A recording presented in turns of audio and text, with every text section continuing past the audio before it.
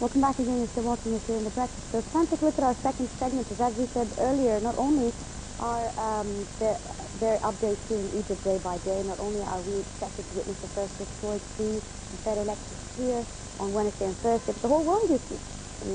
And new leaders are coming. And how possibly would that affect the relationship between the East and the West? Now, we have a new French president who's running for a term. As I said earlier, there's the Greek upcoming elections and the German elections, and it's also the end of the year, the U.S. presidential elections, which of course the whole world is waiting for to see whether Obama is going to still stay in office or Mitt Romney is going to be taking over.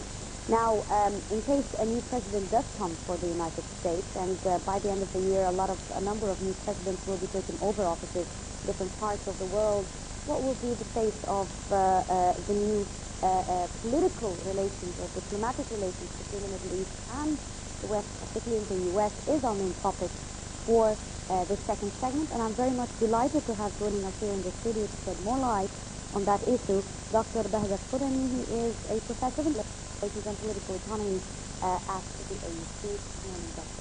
Good morning. Good morning, Dr. Bahjat. As Yasmin rightly said, the whole world is anticipating the U.S. elections by November, by the end of this year.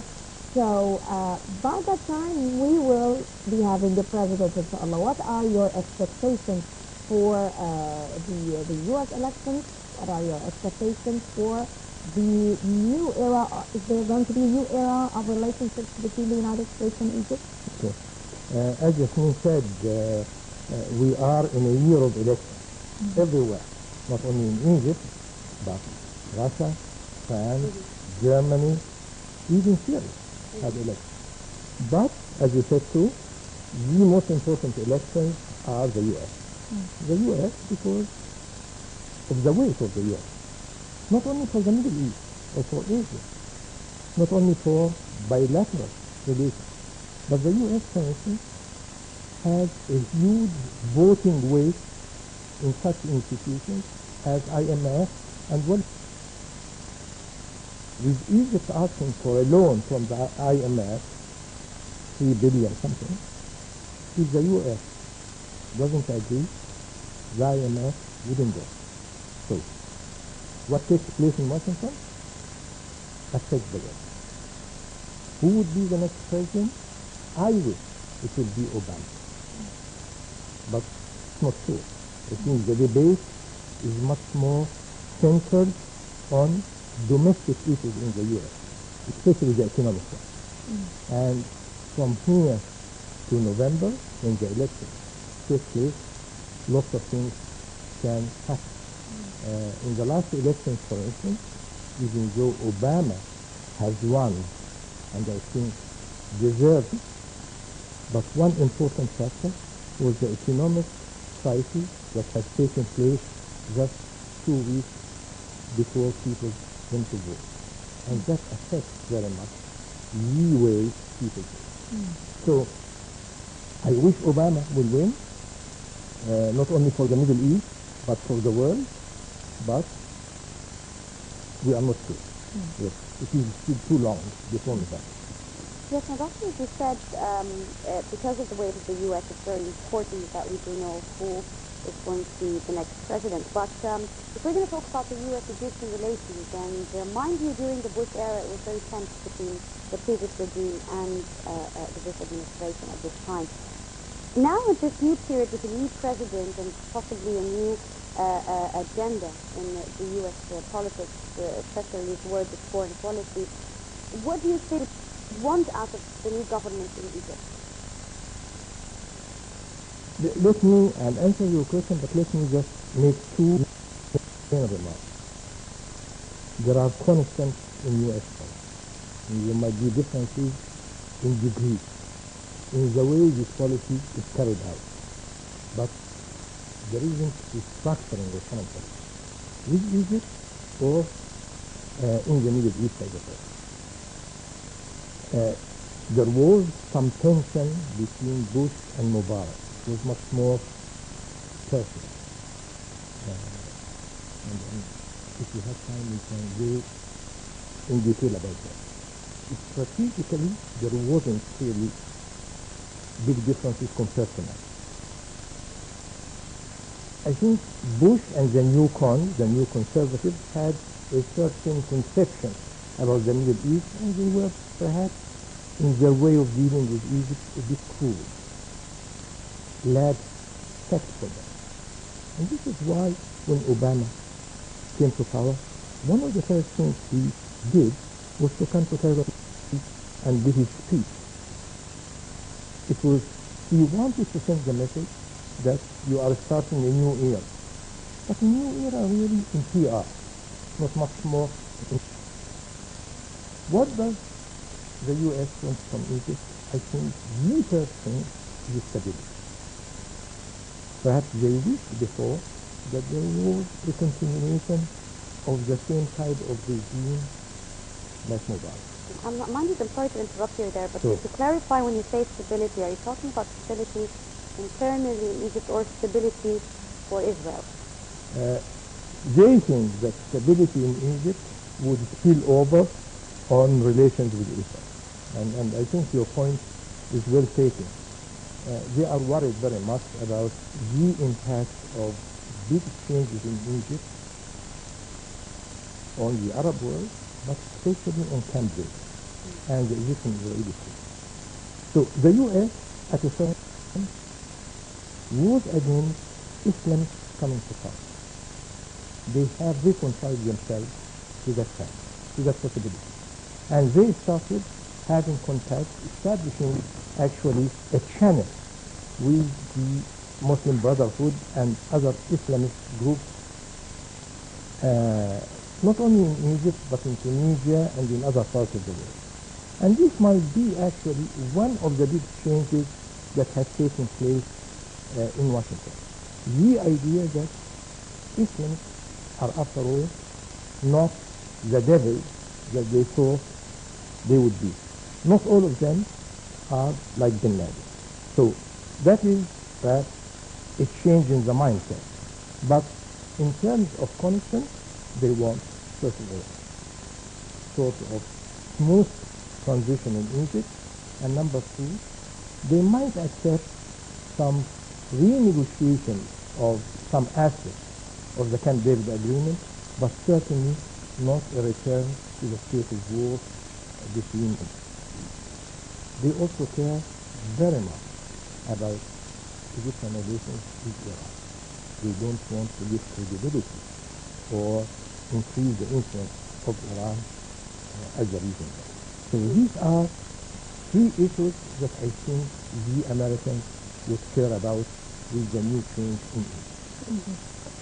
Sir, you mentioned that when Obama first took office, he came to Cairo University and he delivered a speech marking a new era with the Arabs and with the Muslim world. But although the speech was met with great enthusiasm, yet the real outcome was really poor, and there was some sort of disappointment by everyone who got enthusiastic to the speech and then found that the result was really zero or nothing.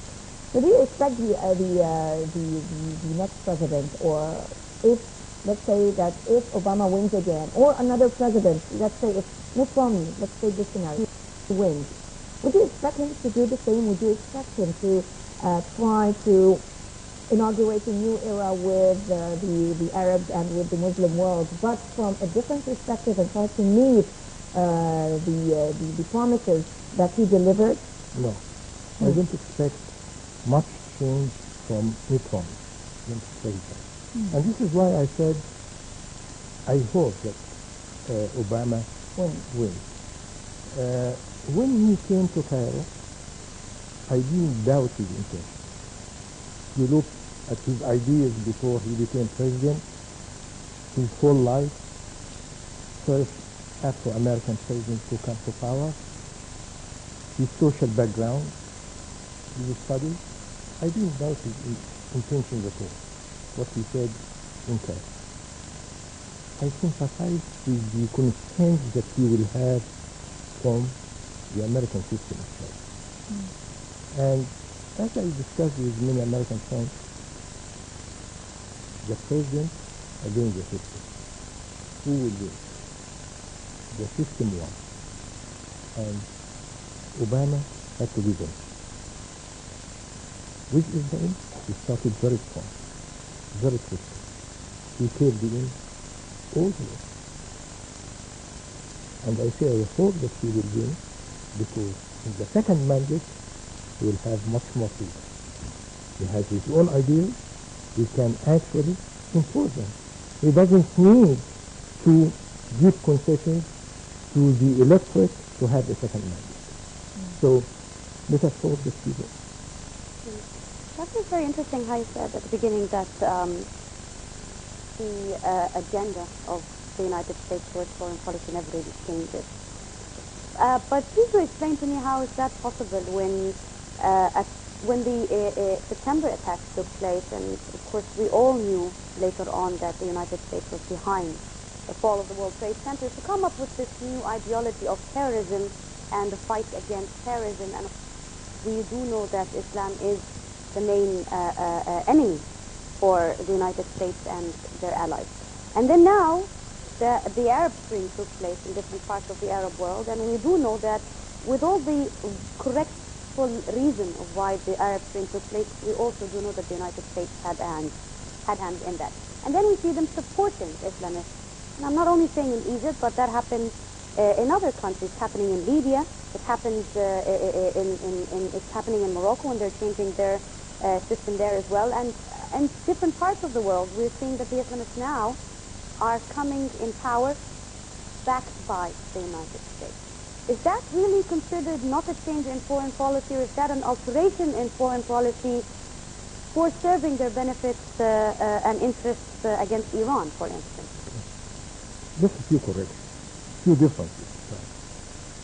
First of all, Washington is very divided, almost confused, because they didn't predict what has taken place, or what we call the Arab Spring. They were taken by surprise.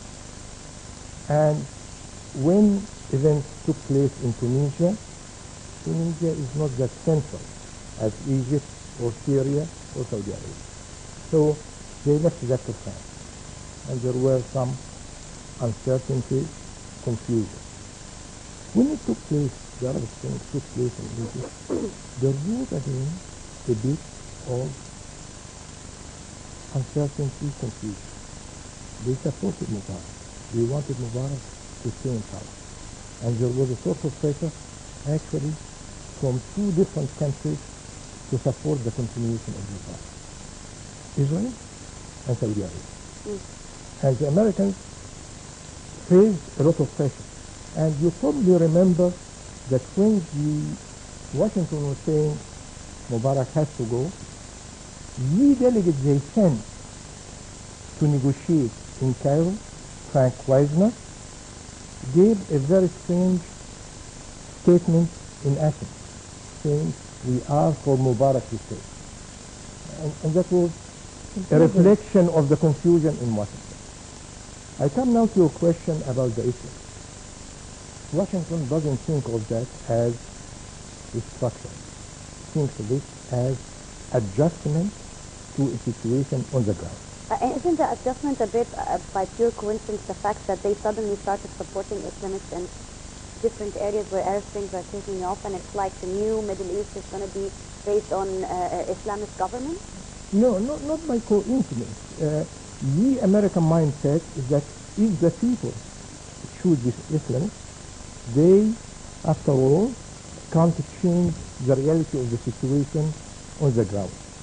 What they thought to do is, quote unquote, to educate these newcomers about the complexities of international politics. And this is how they can have some influence.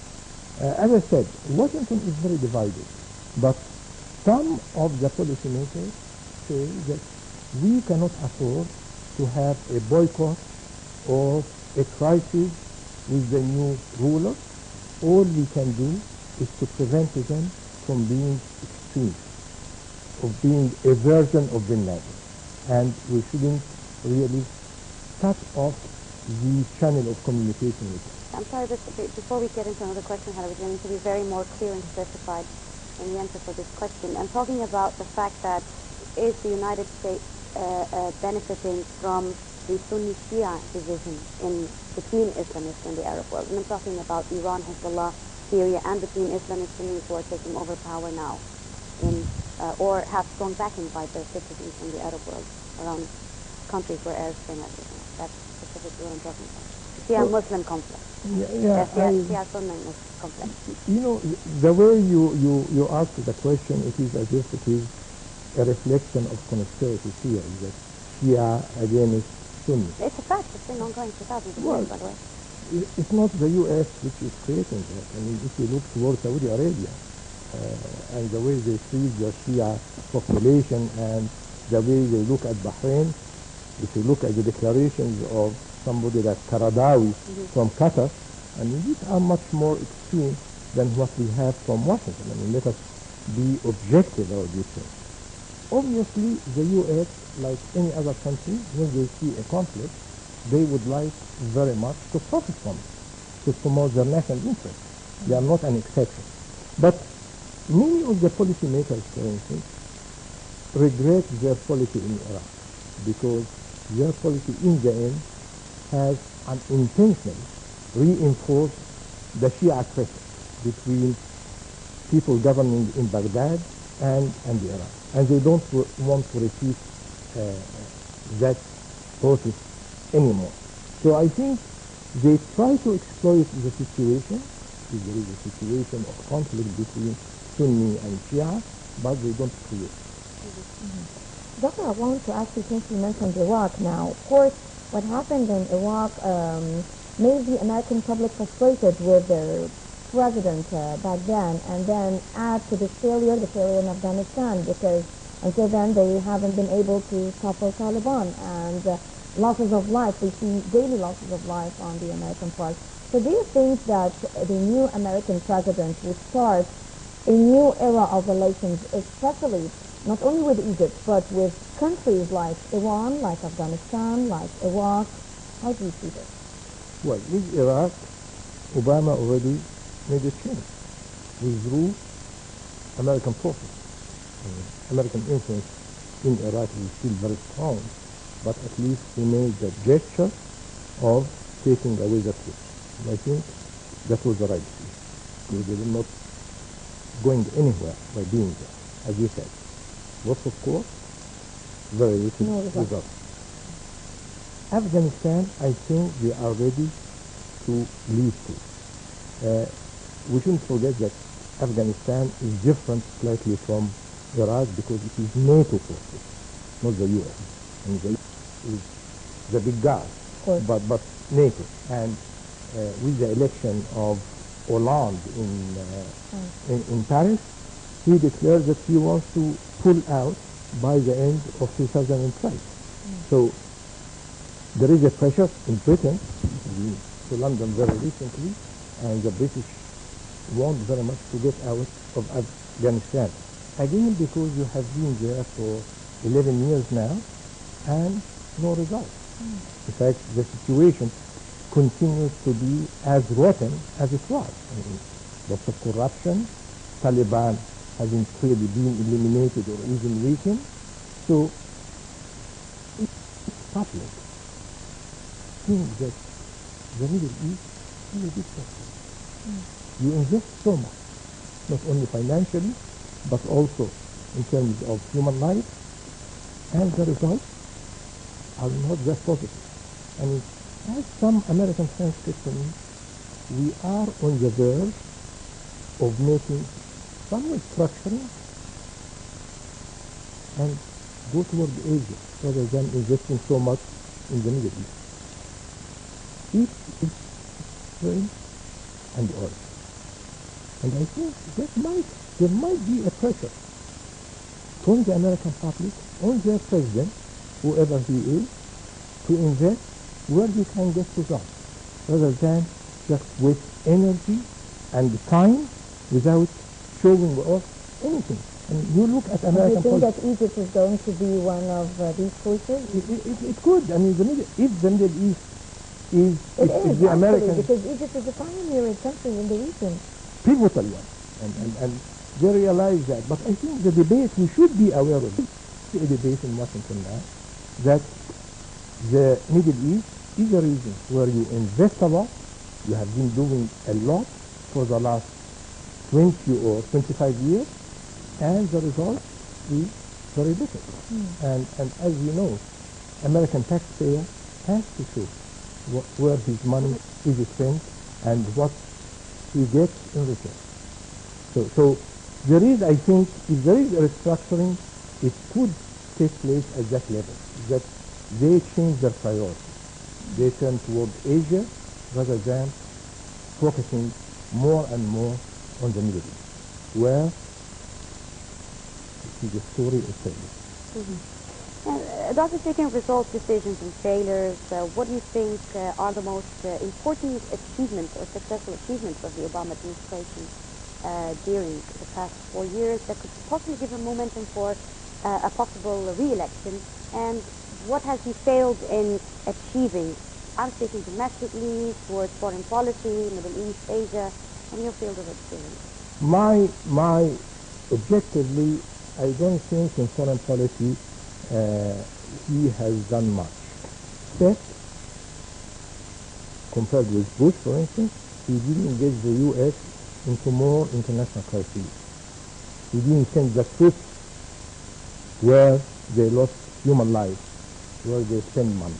So, on the contrary, he took away forces from Iraq, tried to calm down world crises. He resisted very much Israeli pressure to go to Iraq. So these are perhaps the achievements in foreign policy. Main achievements are really domestic. He re-established some of the economic hopes at a time of crisis, and he tried to work very much on the basis of unemployment and economic recovery. And he has achieved some success at this level.